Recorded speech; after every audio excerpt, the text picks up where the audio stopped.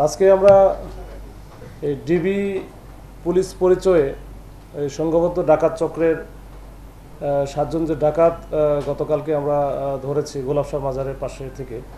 তো এইটা নিয়ে আমরা একটা ব্রিফিং করব। এই ব্রিফিংয়ে আপনারা জানেন এখানে উপস্থিত আছেন যে এসি মিডিয়া তারিক লতিফ, আমার বাম পাশে আছেন ওসি শাহবাগ। এটা মূলত শাহবাগ থানা পুলিশ কর্তৃক এই 7 জন ডাকাত সদস্য, সক্রিয় ডাকাত সদস্য, তারা দুর্ধর্ষ বলা যায়, তাদেরকে ধরা হয়েছে গতকালকে রাত্রে আনুমানিক 9টার দিকে। তো এই ডাকাত চক্র তারা আসলে আমরা বেশ কিছুদিন যাবত দেখবেন যে গত 4-5 মাসে ধানমন্ডি, হাজারীবাগ, রমনা, শাহবাগ, কলাবাগান এই এলাকায় বেশ কিছু ডাকাত চক্র আমরা ধরেছি।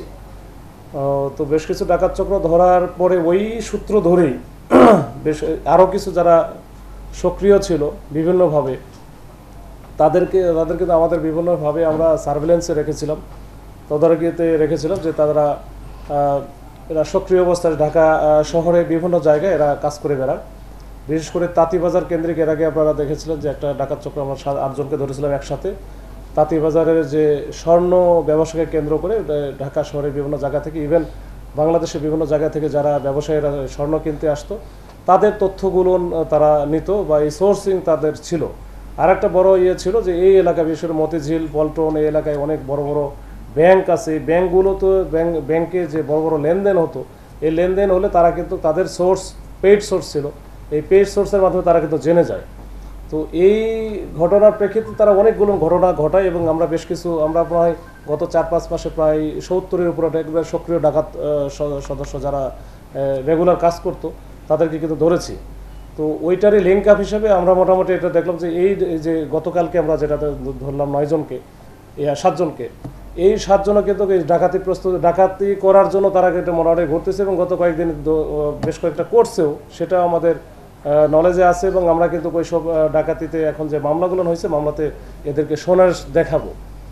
তো এরা যে এই যে বিভিন্ন সময়ে বিভিন্নভাবে, বিশেষ করে এদের হচ্ছে একজন আছে মোহাম্মদ দিন ইসলাম ওরফে কাউসার আহমেদ, এর নামে মামলায় ডাকাতির মামলায় আছে প্রায় 10 থেকে 12টা শুধুমাত্র ডাকাতি মামলা। এবং তার ওইখানে ডাকাতি করার জন্য মানে পুলিশ পরিচয় বা ডিবি আইন শৃঙ্খলা বাহিনীর সদস্য পরিচয়ে ডাকাতি করার জন্য যা যা লাগে, আমরা যেমন একটা ফুল প্যাকেজ, যখন আমরা একটা অপারেশনে যাই তখন আমাদের একটা গাড়ি থাকে, সিভিল গাড়ি মানে মাইক্রো থাকে, সাথে দেখা গেলো যে হ্যান্ডকাপ থাকে,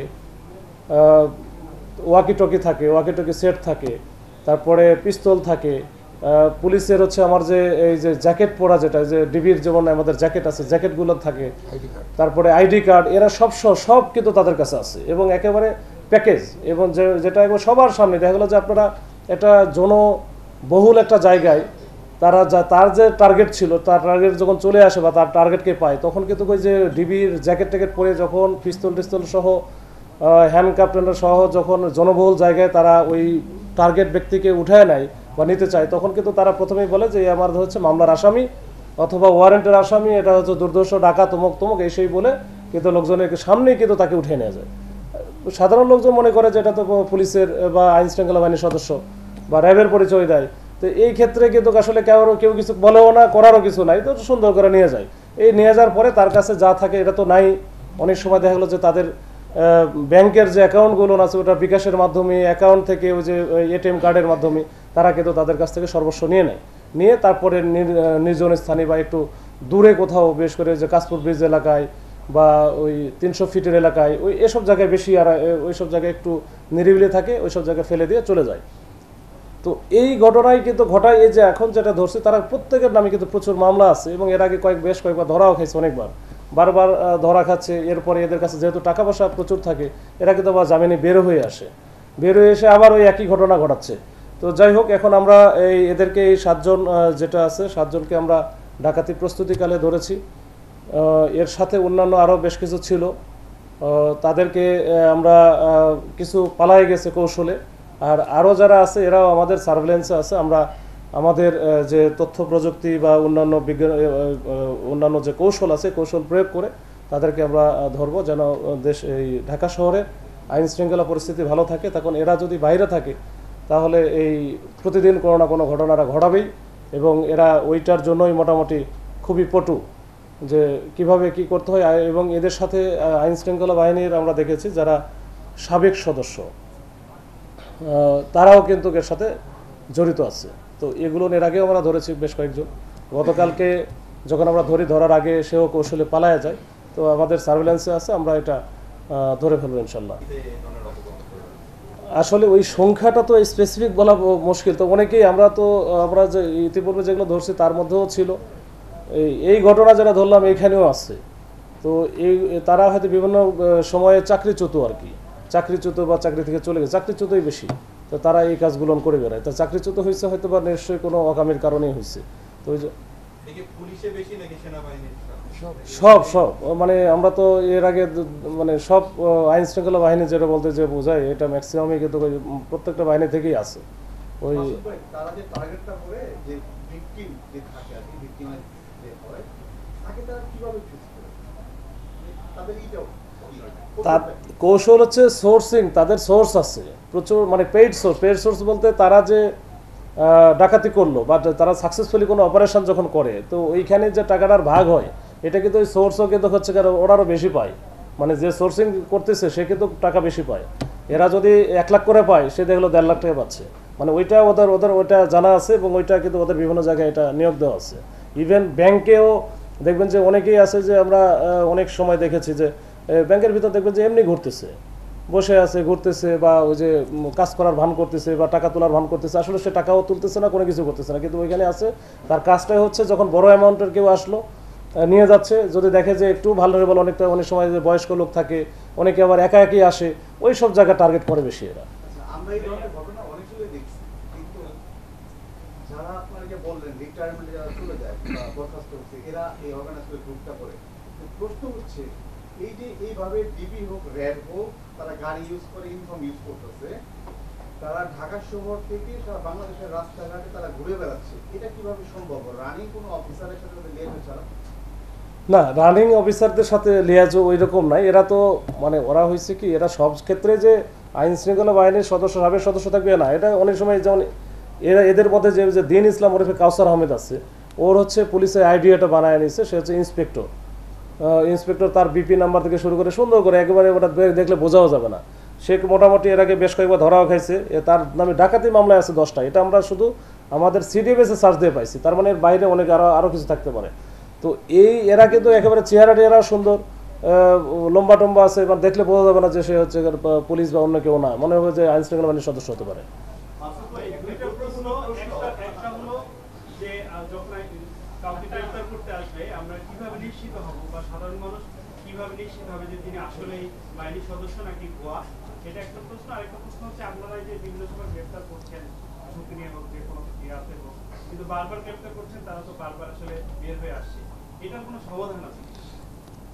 এখন 2 নম্বর প্রশ্নের ব্যাপারে বলে যে এটার সমাধান বলতে জামিন তো আসলে কোর্ট দেবে, আর জামিন পাওয়ার অধিকার আসলে সবারই আছে, এটা নিয়ে আমাদের বলার সুযোগ নাই। আর 1 নম্বর প্রশ্ন যেটা বললেন, এটা আসলে বুঝবো কীভাবে, এটা আসলে বোঝাটা মুশকিল। মানে এটা আমার ক্ষেত্রেও হতে পারে। আমি সিভিলে যাচ্ছি, আমার কাছে আসা হুট করে আসা বলবে যে আপনার ওয়ারেন্ট আছে, অমুক আছে, তোমার কাছে। এখন সাধারণ লোকজনও তো বোঝে না এটা। আশেপাশে যারা থাকে তারা যদি একটু প্রোটেস্ট করে, ঠিক আছে ভাই দেখি আপনি আইন শৃঙ্খলা বাহিনীর সদস্য, র্যাবের সদস্য, ডিবির সদস্য, আপনার একটু ইয়েটা দেখেন কোন জায়গা থেকে আসছেন, বা সবাই যদি জনবহুল এলাকা যেটা, আর যদি একটু নিরিবিলি এলাকা থেকে তুলে নিয়ে গেলে তো আসলে কিছু করার থাকে না। জনবহুল এলাকা থাকলে যে সাধারণ মানুষ যারা আছে তারা যদি একটু একত্রিত হয়ে যে বলে যে আপনারা কোন ডিবি মানে এটা বা কোন থানা থেকে আসেন, তাহলে আমার মনে হয় ওইরকম একটা পরিস্থিতি তৈরি হলে তখন কিন্তু আমরা মোটামুটি একটা প্রতিরোধ বা কি বলা যায়, এটা একটা প্রতিরোধমূলক ব্যবস্থা এটা গ্রহণ করতে পারি। সাধারণ মানুষ কখনোই আগায় যায় না এবং যাবেও না, খুব রেয়ার বাংলাদেশের প্রেক্ষাপটে।